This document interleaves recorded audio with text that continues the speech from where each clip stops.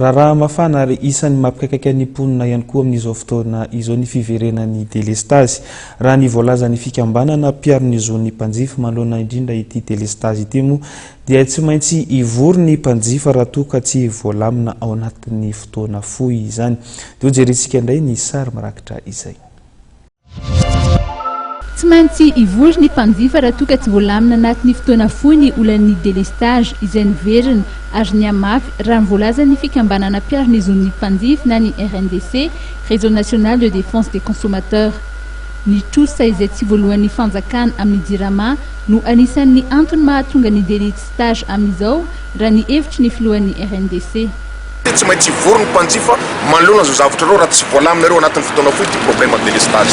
Ny fahitako an'io dia tsotra raha délestage nilazana azy teo tsika zao fa 4 lestage satria nany antony tsy voalohan'ny fanjakana ny tsy voalohan'ny jirama zany volan'ireo fournisseur na électricité na manao production électricité dia mampitamby izy satria tsy voalohan'ny volana.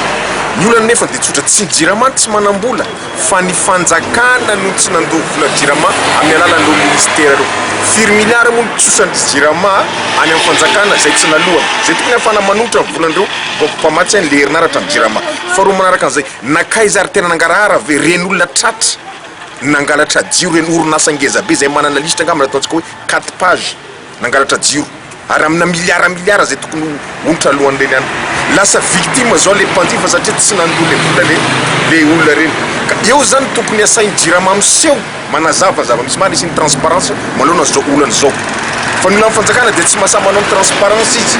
Efa nisy ny sosikevitra izay narosiny RNDC amin'ny fanjakana anafanana ny olan'ny délestage raha ny fantatra. Mena solution ny fanjakana anome 400 hectares tapoketsa amatsy any Analamanga, Boeny, Sofia,